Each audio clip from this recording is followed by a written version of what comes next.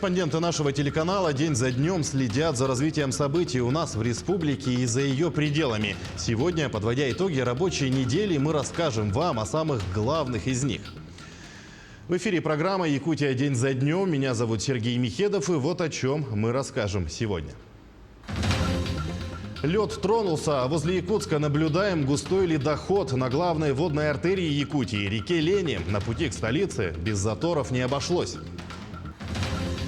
Готовимся заранее. В этом году сезон лесных пожаров начался рано. Расскажем о подготовке к встрече с огнем в Якутии.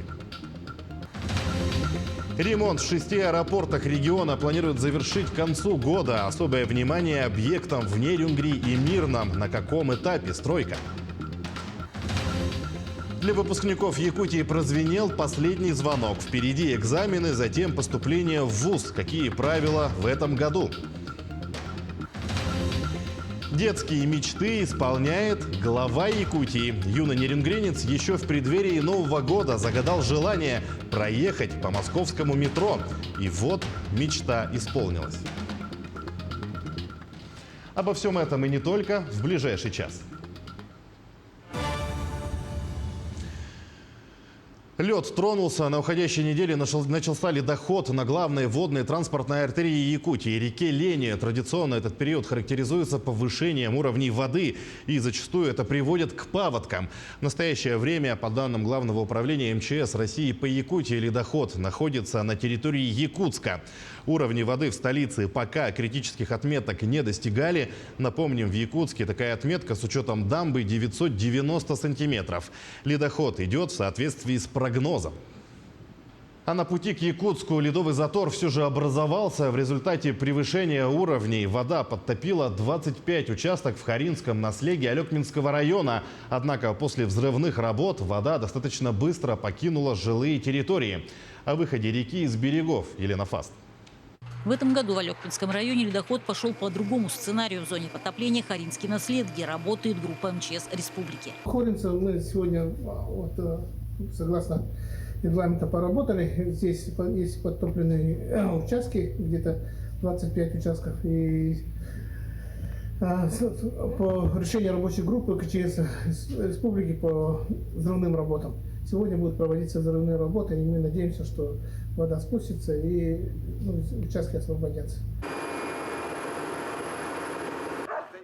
Затор ниже села Харинцы дает подъем уровня воды. После облета зоны затора принято решение о проведении взрывных работ. Затор протяженностью 2 километра и шириной по руслу полтора километра. Значит, ледовое поле очень крупного размера, толщина льда в замке затора 2-3 метра. Поэтому однозначно будет принято решение. Сейчас комиссия по чрезвычайным ситуациям проведение превентивных мероприятий в виде взрывных работ. В селе Харинцы подтоплены жилые территории и жилые дома. Потихоньку, раньше тоже так же было. Придет и уйдет. А тут она, видите, все забила. Там, говорят, вообще я и с Урицком, там с девчонками в школе работает. Учительница Татьяна.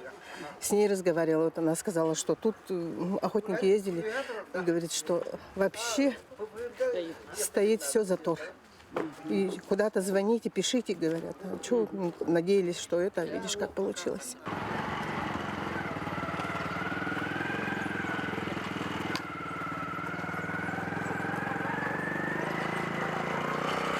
Надо отметить единодушие сельчан. С ночи после подъема уровней состав МЧС и жители вместе вышли на отсыпку дамбы. На село все вышло, и ребята, и все старики, и все, кто может, кто не может. Все целую ночь они еще дежурили, все работали так дружно. А так бы вся деревня пошло бы на воде, павод был бы.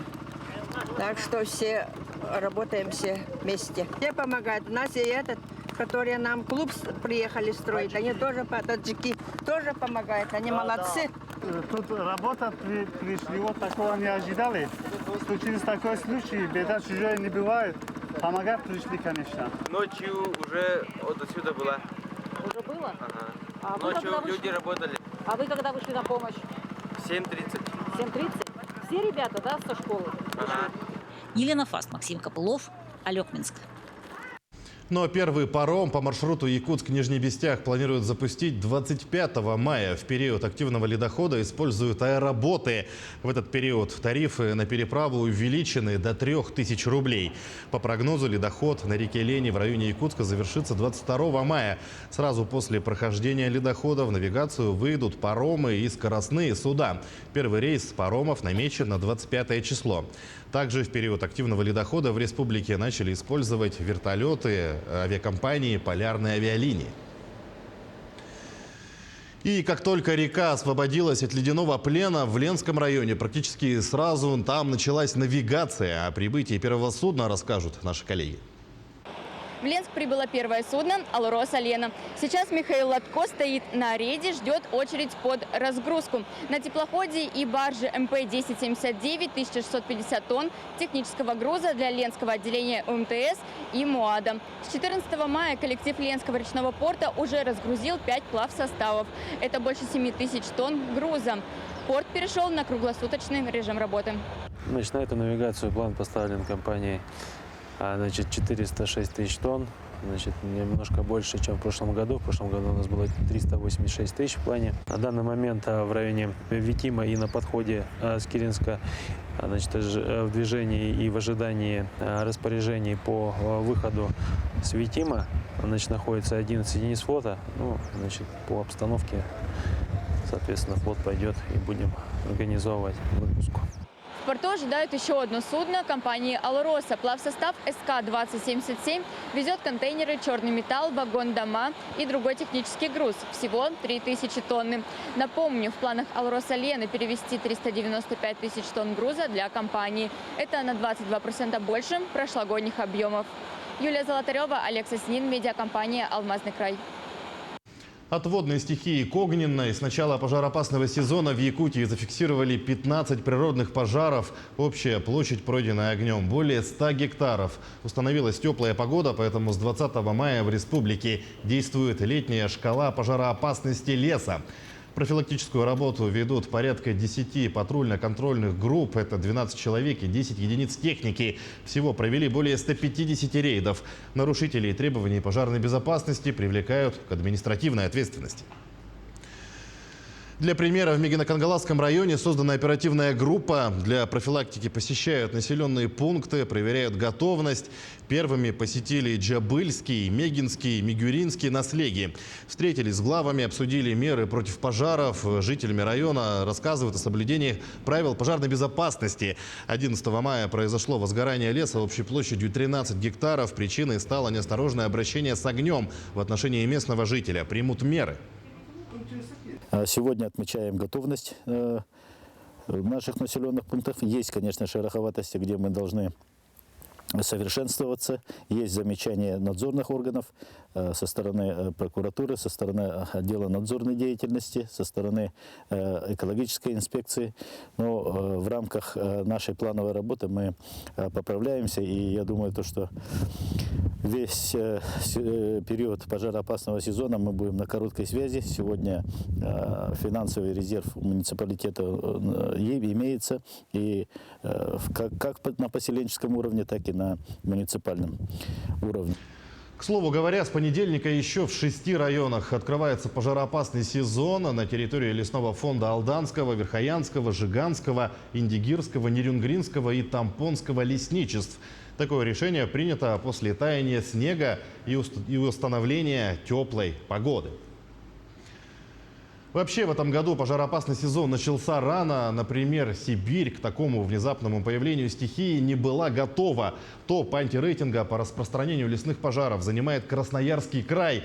Там в общей сложности горит более 13 тысяч гектаров. Сегодня представители региона сообщают, угрозы для населенных пунктов нет. Пожар находится под контролем. Сарглан Неустроева расскажет о подготовке к пожароопасному сезону в Якутии. Якутия с лесными пожарами знакома не понаслышке. Горький прошлогодний опыт научил, готовиться к сезону надо задолго до первого пожара. Тем более, что большая часть республики – это непроходимая тайга. Тушить такие территории сложно. В прошлом году причиной пожаров, охвативших регион, назвали сухие грозы. Не исключают этот фактор и в текущем сезоне. В текущем году, по прогнозам синоптиков, можно сказать, что лето в республике ожидается сухим, и осадков также ожидается меньше нормы. Так что нужно поберечь нашу природу и исключить сельхозпалы. Особое внимание властей приковано к тем районам, которые наиболее пострадали от стихии в прошлом или подвержены наибольшей опасности. В этом году им значительно увеличили штат противопожарных служб, закупили дополнительную спецтехнику и необходимое оборудование. Прошли командно-штабные учения, на которых мы, рассмотрели возможности тушения пожаров в разных условиях, в том числе и вводили вводные, которые были не предусмотрены, учениями. Это мы сделали на основании опыта прошлого года, чтобы уже было понимание, каким образом нам действовать в определенных ситуациях. Но все это стандартные превентивные меры, которые, может, и не применялись в прошлом в тех же масштабах, но тем не менее уже существовали. Между тем, сегодня есть место и по-настоящему уникальным случаям подготовки к сезону. Так, в Якутии впервые будет применяться самолет-зондировщик для искусственного вызывания осадков не для тушения, а для профилактики лесных пожаров. Воздушное судно будет работать с мая по июнь. Получив благоприятный прогноз, мы ставим в план самолет именно на те районы, где именно будут развиваться вот эти облака. После прохождения плана мы вылетаем в тот район и начинаем мониторить, исследовать эти облака на предмет их пригодности. Как только, мы видим, что облака пригодны, мы производим воздействие на эти облака для того, чтобы осадки были увеличены, либо вызваны, либо увеличены. Всего в России пока существует только 3 таких летательных аппарата. Еще столько же находятся на стадии комплектации. Между тем, по распоряжению главы республики Айсена Николаева, один такой самолет будет базироваться в Якутии на постоянной основе. К работе на нем будут привлечены местные специалисты. Полярные авиалинии, наша региональная авиакомпания, уже заключила договора на проект и на установку оборудования с партнерами с гидрометслужбы. В частности, федеральным государственным бюджетным учреждением, центральным аэрологическим обсерваторией, которая участвовала в нашем контракте и выиграла этот контракт в сумме 79 миллионов рублей на 132 часа работы. В целом на подготовку к пожароопасному сезону в Якутии выделено более 2,5 миллиардов рублей. В том числе из республиканского бюджета эта сумма превышает прошлогоднюю почти в 2,5 раза. При этом самая главная задача на этот сезон – снизить площадь, пройденную огнем, не менее чем на 50%. Тем временем с начала пожароопасного сезона на территории республики уже было зарегистрировано более 10 природных пожаров на площади порядка 97 гектаров. Как сообщают в пресс-службе МЧС республики, угрозы населенным пунктам и объектам экономики нет. Мы продолжим сразу после короткой рекламы. Оставайтесь на нашем канале.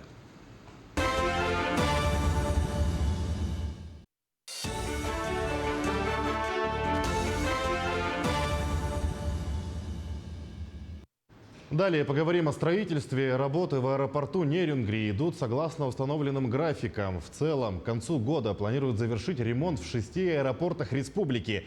Это не только позволит решить вопросы, связанные с безопасностью полетов и удобством пассажиров, но и скажется на параметрах пассажиропотока. О переменах в аэропорту Нерюнгри Ирина Жданова.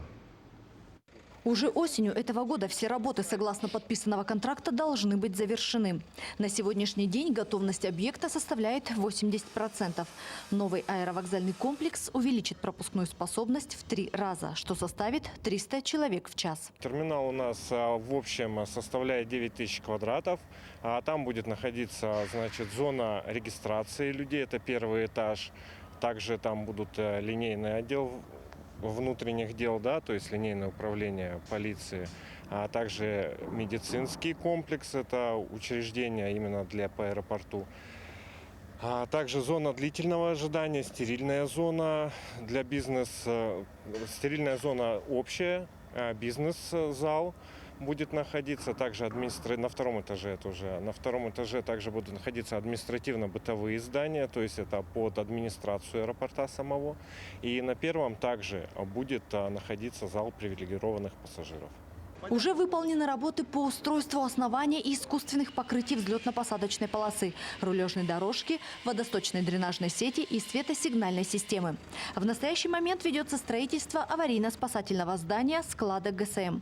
Сейчас аэропорт работает в обычном режиме, но в будущем новые возможности и растущий пассажиропоток привлекут на это воздушное направление новых авиаперевозчиков. На сегодняшний день на летний период сформировано расписание полетов. Авиакомпания «Якутия» будет выполнять рейсы на Москву 3 раза в неделю. Это 1, 3, 6 день недели. И авиакомпания «Сибирь» дополнительно, новые рейсы ввели. Это Домодедово, Москва. Прямые рейсы по 1, по 4 дням недели. Транспортная доступность – одно из основных направлений улучшения качества жизни людей. А также это положительная динамика наращивания производственных мощностей промышленных компаний, жизненно важных для развития экономики региона.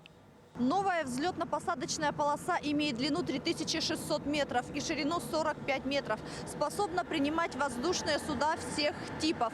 Аэропорт Нерюнгри, он же Чульман, является самым южным авиаузлом Якутии. А в зимний период времени также является запасным аэродромом для аэропорта Якутска. Ирина Жданова, Вадим Барашков, Нерюнгри.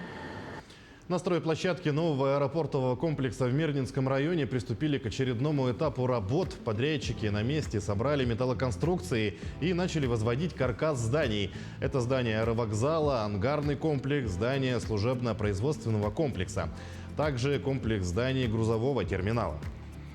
До осени этого года на 5 основных зданиях будут выполнены стены, кровля, оконные блоки, дверные блоки, для того, чтобы в помещениях создать необходимую температуру для внутренних отделочных работ.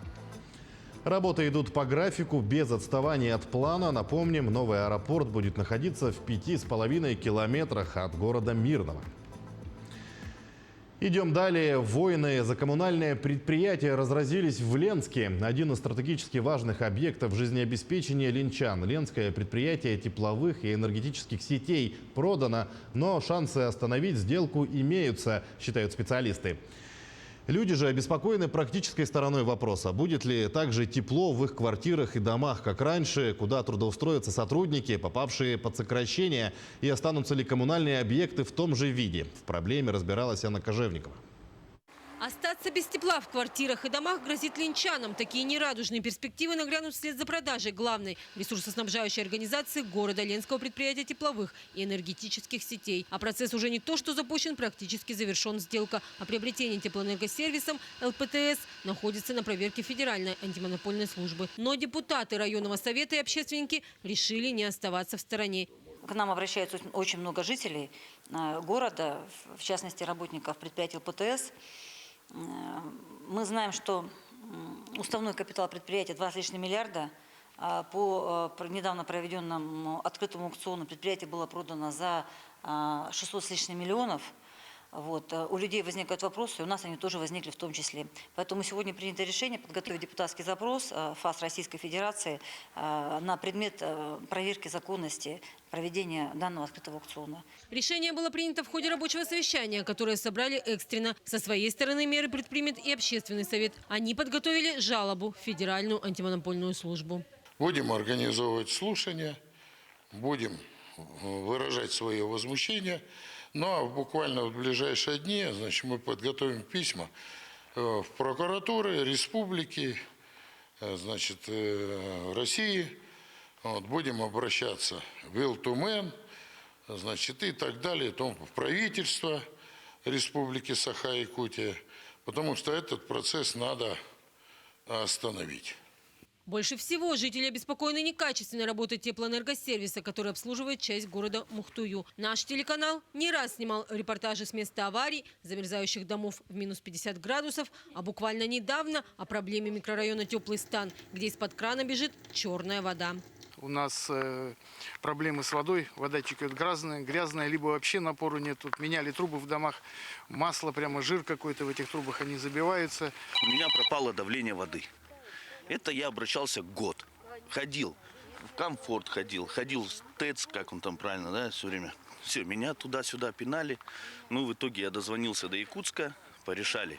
Руководство находится в Якутске, Ленск же подчиняется Чернышевскому филиалу. По прогнозам специалистов, проблемы будут идентичные, какие накрыли город мусором после реформы с определением рекоператора по вывозу ТБО. Будущее же руководство ЛПТС уже делит шкуру еще не убитого медведя. Они выразили мнение, какая у них хорошая, какая здесь у нас хорошая автоматика. Вот тут она лишняя, тут мы это возьмем, заберем. Техника тоже здесь в таком количестве не нужна. Значит, то есть начинают уже строить планы раздербанить это предприятие, которое создавалось годами, которое работало стабильно.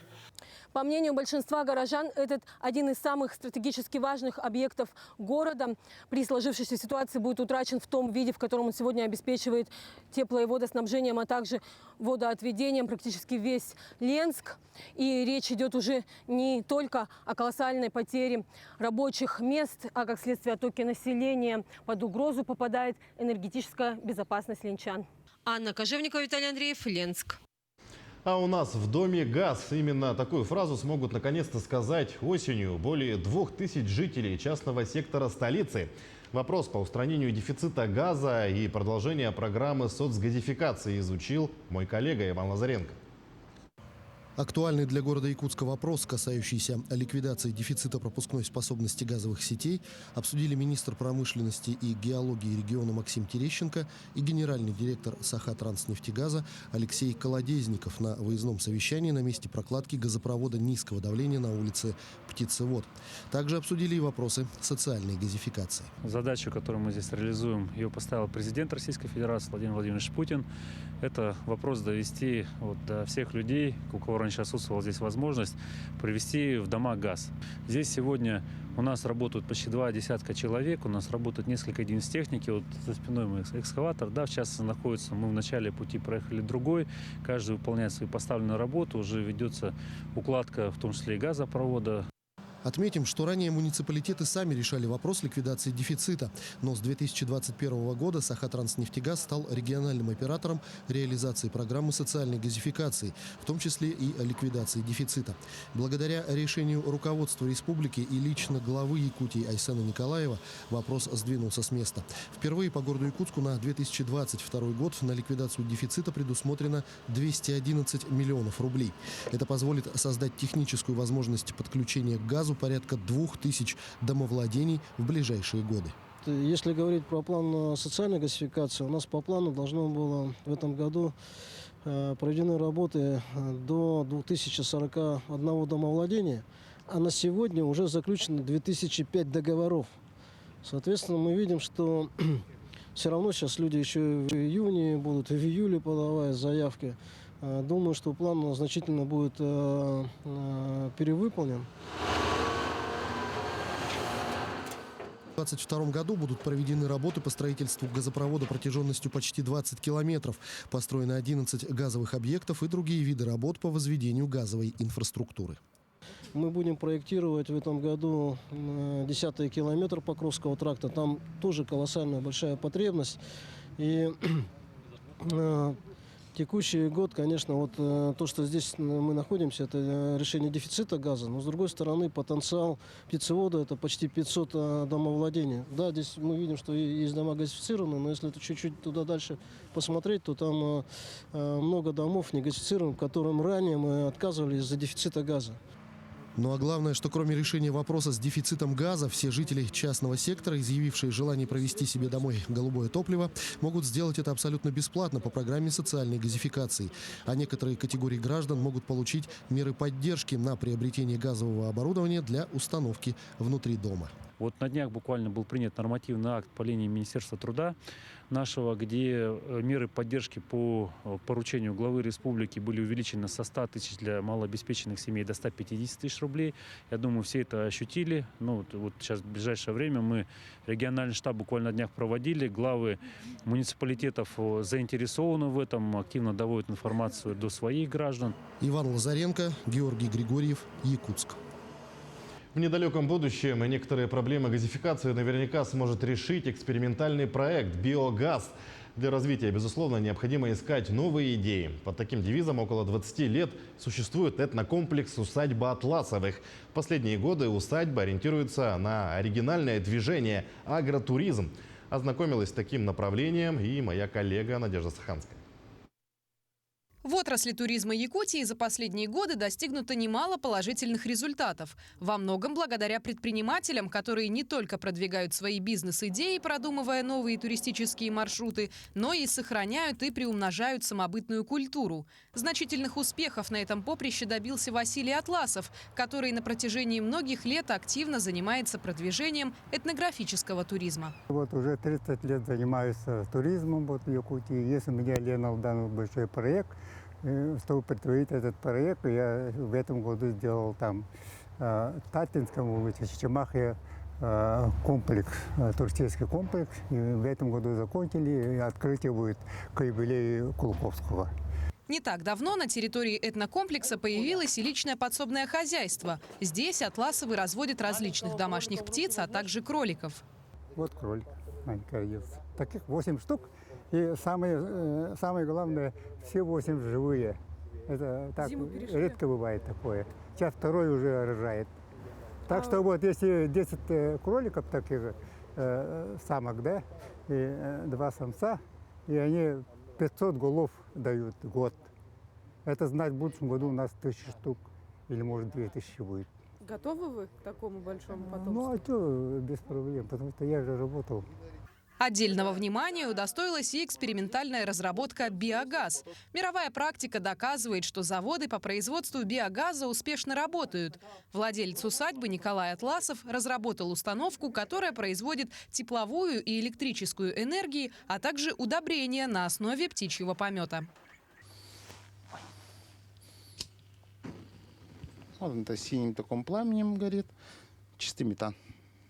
Процесс брожения биомассы занимает 1,5 месяца, после чего полученную энергию можно пустить на отопление помещения 30 квадратных метров. В планах рационализатора пустить идею в масштабное производство для деревень и сел. Это у меня пока экспериментально стоит, вот, и планы у меня очень большие, потому что в том деревне, где мы будем возрождать агротуризм, да, там нету газа, 8 километров. Я не думаю, что подтягивать не будут. Соответственно, и надо исходить и с реальности. Есть бесплатные вот пометы, и его надо уже обрабатывать. Соответственно, есть же такое, допустим, мы всегда от земли берем только. И с помощью биогумуса мы должны обратно возвращать в землю все витамины, которые мы взяли. Таким образом можно осмысленно и экономично использовать биоэнергию. Ну а агротуризм в последние годы становится все более популярным направлением. Если раньше желающих окунуться в деревенскую повседневность были единицы, то сегодня спрос рождает предложение. Надежда Саханская, Георгий Григорьев, Якутск. Сейчас короткая пауза, мы вернемся очень скоро, не переключайтесь.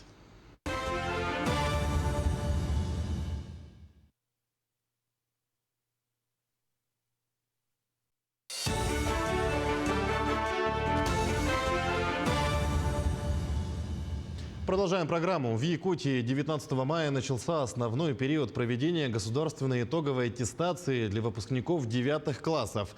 Экзамен сдадут 3885 выпускников столицы. Один из пунктов для сдачи ОГЭ в школе номер 2 проверил премьер правительства республики Андрей Тарасенко. Главная задача пунктов проведения экзаменов – их техническая оснащенность. Школы Якутии полностью всем обеспечены. Готовность столичной школы номер 2 оценила и наш корреспондент Ульяна Шагина. В Якутске в этом году основной госэкзамен для 9 классов сдадут порядка 4000 школьников. Экзамен начался минувшим днем с английского языка. Как отмечают в региональном министерстве образования, в этом году есть изменения в организационных моментах проведения ОГЭ. 9 класс, изменения новые, это распечатка КИМов в аудитории, как и в 11 классе. Да.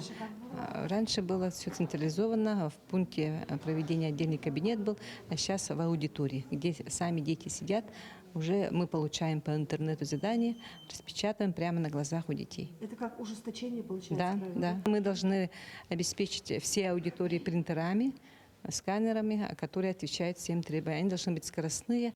ОГЭ по английскому через час начнется в Национальной политехнической школе номер 2 в Якутске. Девятиклассники заметно волнуются, свою аудиторию находят в списке. 2 года из-за пандемии школьники учились онлайн, так что этот год еще и покажет эффективность такого формата. Конечно, есть переживания. Это первый экзамен, который мы сдаем, но я думаю, что все будет хорошо. Какой предмет сегодня сдаешь? Английский язык – это мой выборочный предмет, который я выбрала. Почему именно английский? В будущем хочу связать свою жизнь где-то в другой стране, скорее всего, и думаю, английский язык мне очень пригодится в будущем. С собой в класс можно взять только паспорт, воду, ручку и чего-нибудь сладкого. Бдительная охрана проверяет каждого, даже педагогов. Вторая школа – один из 33 пунктов проведения ОГЭ в Якутске. В этом году девятиклассники сдают 2 обязательных предмета – это русский и математику, а также 2 предмета на выбор. Вместе с тем дети с инвалидностью могут сдать по желанию только обязательные предметы. Пункт проведения ОГЭ. Мы в этом году работаем 10 дней, а сегодня 2-й день по экзамену по выбору английский язык. Всего выпускников 9 классов нынче 175 в этом году, а английский язык выбрали 43 участника. Но у нас максимально выбирают предмет обществознания, а на 2-е место информатика выбирает. И еще 3 предмета английский язык и географию в этом году. После экзамена по иностранным языкам 23 и 24 мая школьники будут сдавать математику, 27 и 28 обществознание. В июне русский, биологию, информатику, географию, химию, литературу и физику. Между тем в июле выделят время и на резервную сдачу. Сюда придут те, кто пропустил основные дни экзаменов по болезни или те, кто уже получил неудовлетворительную оценку по ОГЭ. Ульяна Шагина, Георгий Григорьев, Якутск. У школьников Якутска также началась череда последних звонков. Впервые с начала пандемии проводы выпускников проходят в традиционном формате. Сегодня в столице региона в нескольких школах прошли чествование 9 и 11-классников. Светлана Амосова следила за мероприятиями. Волнение, слезы, непередаваемые ощущения испытывают выпускники Саха-гимназии. Для них это последнее мероприятие в стенах родной школы. Стоя на торжественной линейке перед учителями и родителями, вспоминают все прожитые моменты вместе с классом. Много времени вместе провели, 11 лет. И, конечно, я буду скучать. Это очень сильное волнение. Я не хочу даже заканчивать школу, но хочу как-то такое настроение. Не верится, конечно, уже 11 лет прошли, незаметно. Вот вчера я стоял на 1 сентября в 1 классе. Когда-то в 1 классе смотрел на выпускников с такими вот ленточками, и вот даже не верится в то, что она сейчас у меня. У Анастасии Васильевны в этом году 22 выпускника. Из них 21 девочка и 1 мальчик. Как классный руководитель она тепло отзывается о своих учениках. Ведь с 5 класса для них была 2-й мамой. Всегда активно принимали участие. Есть у нас и олимпиадники, есть и юные исследователи, есть и спортсмены. Ученикам, чтобы они последние оставшиеся дни до экзаменов использовали в полную, ни на что не отвлекались, готовились и, успешно сдав свои экзамены, поступили в желаемые вузы. В Саха-гимназии выпускается 3 класса по 3 направлениям – гуманитарный, филологический и естественно-научный. Всего 77 учащихся. По словам директора школы, это особенный выпуск. 19-й выпуск в этом году. И это первый вуз, который чисто ГОС заканчивает. 8-й выпуск, который обучался по индивидуальному учебному плану. Значит, дети сами будут, заранее уже знают, куда выступать, какой город, какой вуз и сколько баллов набирать. Они уже все имеют цели, и я очень надеюсь, что они все достигнут. Совсем уже взрослые, нарядные, веселые 9 и 11 классы школы номер 1 принимают заслуженные поздравления и напутствие перед новым этапом жизни. Это последнее мероприятие в этом здании. Школа будет снесена, и на этом же месте построят новое, современное. После последних звонков мы переезжаем в новое здание, в котором будем размещаться временно. Это здание бывшего кооперативного техникума по адресу проспект Ленина, 50. Буквально в короткие сроки это здание отремонтировано. В этом году первая школа выпускает более 40 учащихся, а 9 класс заканчивает около 50 детей. Ими гордятся и учителя, и родители. И действительно, среди них есть 8 претендентов на золотую медаль, а 2 победителя регионального этапа Олимпиады получили приглашение в технические вузы страны. Светлана Амосова, Екатерина Амосова, Семен Семенов, Георгий Григорьев, Якутск. А уже в конце июня стартует приемная кампания в высшие и средние учебные заведения. Какие правила поступления установили для абитуриентов и сколько бюджетных мест выделено учебным заведениям, расскажем далее. Не за горами самый важный этап в жизни каждого выпускника школы – поступление. Приемная кампания 2022 стартует уже 20 июня. Очно через сайты учебных заведений и суперсервис поступления в ВУЗ онлайн на портале Госуслуг. Расскажу подробнее о том, что стоит учитывать при поступлении в этом году. С 1 марта текущего года в силу вступила обновленная редакция правил поступления в вузы страны. Продлены сроки основного этапа зачисления, теперь он будет длиться с 3 по 9 августа. Кроме того, в случае, если у абитуриента имеется несколько результатов ЕГЭ по одним и тем же предметам, вуз будет автоматически учитывать наивысший результат. Изменения коснулись и сдачи единого государственного экзамена. Так были исключены простые вопросы, решения которых занимали не более 30 секунд. Нельзя будет и воспользоваться методом исключения, поскольку больше в заданиях не указывается количество правильных ответов. Некоторые задания второй части расширили, теперь вопрос может содержать множество подпунктов. Ряд вопросов перенесли из первой части во вторую, где требуется развернутый ответ. И, наконец, изменено время, отведенное на сдачу экзамена. К примеру, обществознание и историю сократили на 55 минут, а по некоторым предметам время, наоборот, добавили. Что ж, простого заучивания для успешной сдачи экзамена в этом году будет явно недостаточно. Между тем увеличиваются объемы бюджетных мест для поступления. Так, на 2022-2023 учебный год СВФУ получил 3960 мест. Это на 101 место больше, чем в прошлом году. Кроме того, в этом году руководство университета приняло решение выделить 50 мест для абитуриентов из числа военнослужащих, участвующих в военной спецоперации в Донецкой и Луганской народных республиках, и их детей на обучение по программам бакалавриата и специалитета на бюджетной основе. Возобновляется очный формат приемной кампании. Таким образом, для поступления в СВФУ пакет документов можно будет подать 4 способами: самостоятельно, через портал Госуслуг, через сервис «Личный кабинет абитуриента СВФУ», а также через операторов почтовой связи. Накануне приемной кампании в Минобрнауки проанализировали самые популярные направления подготовки за несколько последних лет и сделали прогноз. Среди самых востребованных направлений – нанотехнологии и наноматериалы, информационная безопасность, прикладная математика, педагогическое образование, экономика и управление. После завершения учебы необходимо восстановить силы. В минувшие 2 года в организацию детского отдыха серьезные коррективы вносила пандемия. И на это лето большие надежды возлагают как дети, так и взрослые. В Алданском районе наиболее массовым направлением останутся пришкольные площадки дневного пребывания. Также планируется организация трудовых отрядов. В 2 смены будет работать Томодский лагерь «Берег дружбы». Ожидается, что наступающим летом организованно отдохнут более 4000 школьников. На данные цели направят деньги местного и республиканского бюджетов. Родители, чьи дети выйдут на отдых за пределы района и республики, смогут получить компенсации. Уже утверждена программа летнего оздоровительного отдыха детей. На территории Алданского района будет открыто 19 летних площадок при образовательных учреждениях. И после 2-летнего перерыва начнет свою работу летний оздоровительный лагерь круглосуточного пребывания детей «Берег дружбы».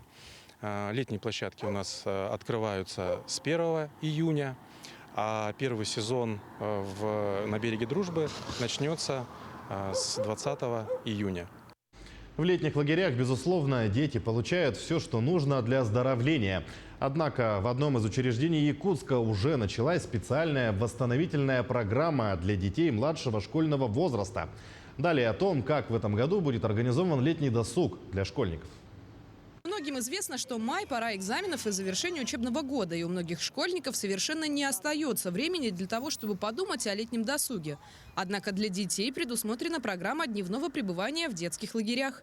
Так, в оздоровительном центре «Сосновый Бор» с 12 мая начала действовать программа для школьников младшего возраста, которые перенесли заболевание коронавирусом. В основном, конечно, мы здесь делаем акцент на заболевания органов верхних дыхательных путей, потому что, в принципе, можно так сказать, что дети младшего школьного возраста, у них это специфика, то есть больше они заболевают нос, риниты, ангины частые, ОРВИ. Поэтому мы на этом акцент делаем, тем более перенесших ковид.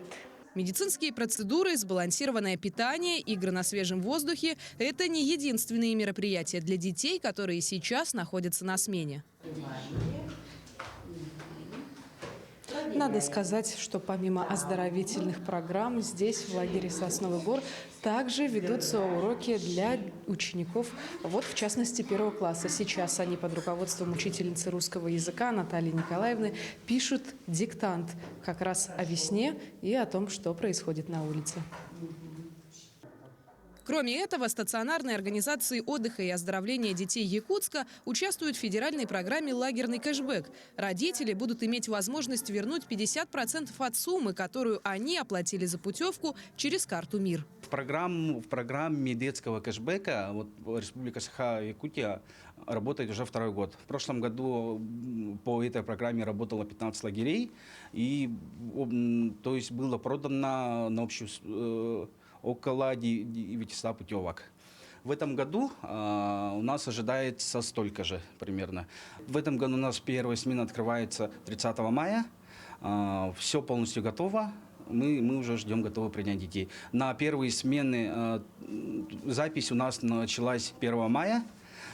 И сейчас остались места только на 3-ю смену. Отдых детей должен быть активным, творческим, познавательным и, конечно же, интересным. Отмечу, что в летней кампании этого года в нашей республике будут работать более 500 детских лагерей. Также откроют свои двери 41 загородный оздоровительный и 15 палаточных лагерей. Ну а сами дети будут долгое время вспоминать свое летнее времяпрепровождение, которое подарит им не только новые впечатления, но и, конечно, новых друзей. Надежда Саханская, Павел Пахомов, Якутск. Буквально через несколько минут мы продолжим. Оставайтесь с нами.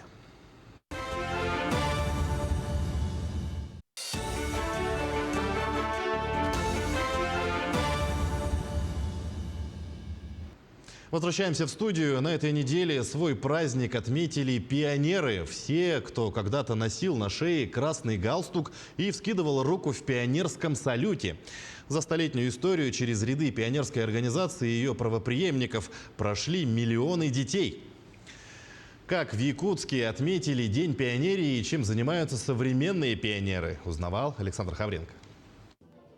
Как повяжут галстук, береги его. Он ведь с красным знаменем цвета одного. Ровно 100 лет назад, 19 мая 1922 года, в Советской России появилась первая детская организация – «Пионерия». До 1991 года каждый школьник мечтал, что ему повяжут красный галстук, а октябрятскую звездочку сменит пионерский костер.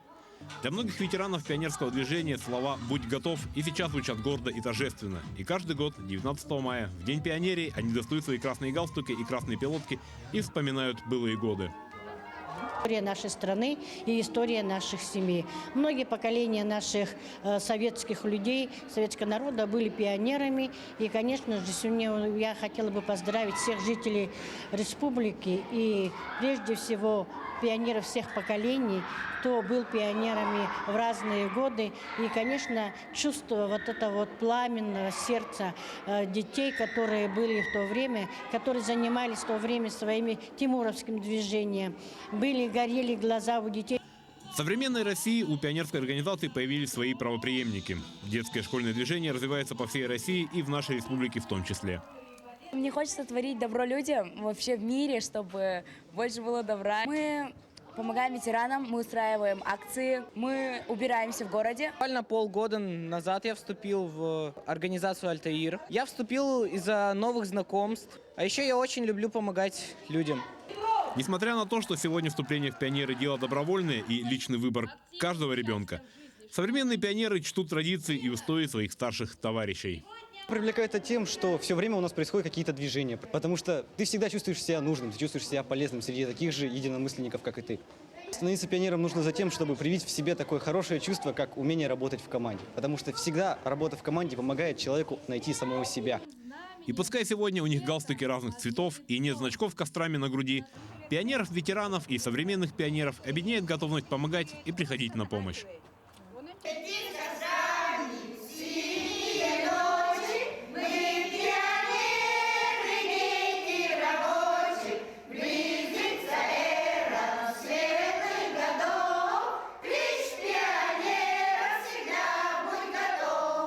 Александр Хавренко, Георгий Григорьев, Якутск.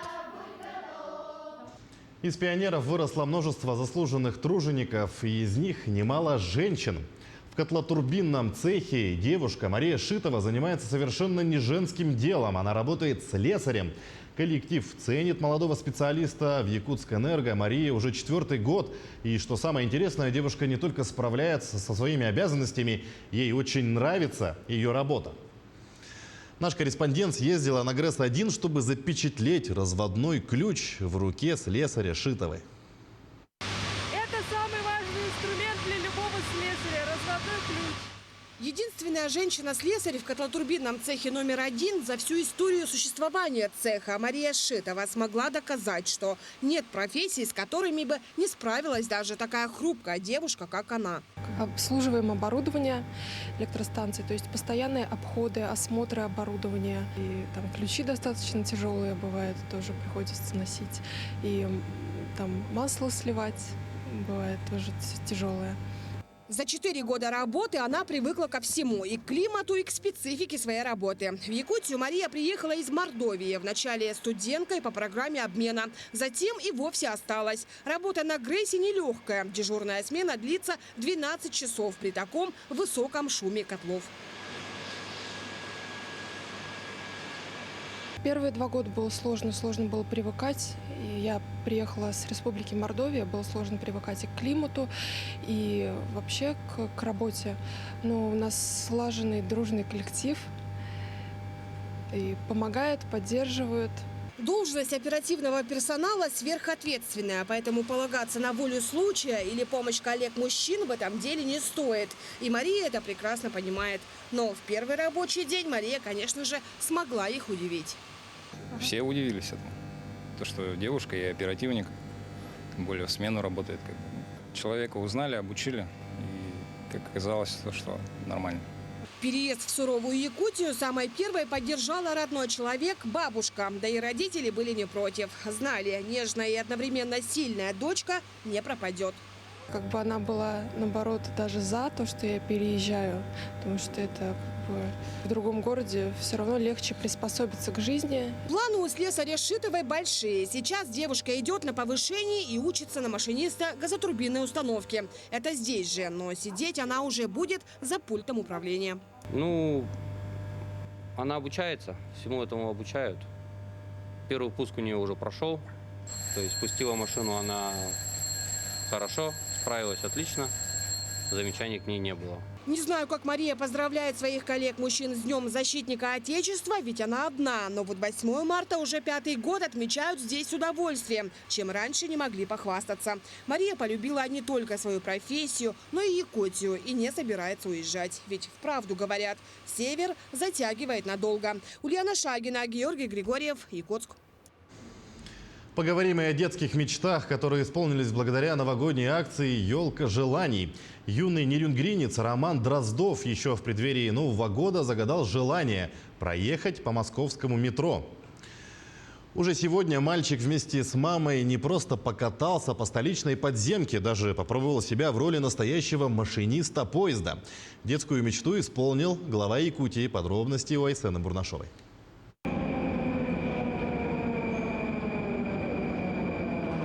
Звуки метро для Ромы словно мелодия. Он настоящий ценитель городской подземки. В свои 11 мальчик знает все названия московских станций, помнит каждую линию метрополитена, ориентируется в метро лучше любого взрослого. Как куда доехать, где на какой станции перейти, поэтому я абсолютно спокойно и уверенно с ним себя чувствую. Он ваш верный компас. Это 2GIS, я его называю 2GIS. А еще Рома – фанат электропоездов. Вот номерной делится он с нами. А вот новенький – Москва-2020. Рядом и любимая модель – Русич. В музее метро мальчику было на что посмотреть. Ром, а где катаются русичи? Арбатска, Покровской, Филевской и Сокольнической. Замечательно. Рома – особенный ребенок. У мальчика расстройство аутистического спектра. Он, как и многие дети дождя, воспринимает мир пятнами, выделяя его отдельные фрагменты. Поездка в Москву для семьи Дроздовых стала настоящим подарком и на шаг приблизила мальчика к мечте – стать машинистом поезда. А перед тем, как отправляться, да, нам обязательно нужно закрыть все двери, иначе поезд не уедет. Ой, смотри, нам сейчас надо притормозить. А затем из виртуальной кабины Рома переместился в реальную. В электродепо Измайлова мальчик сел за штурвал настоящего поезда, своего фаворита Русича. А как назад ехать? Там другой машинист в кабине находится.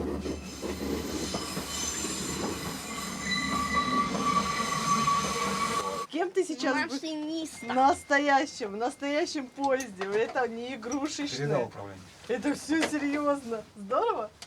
Здорово.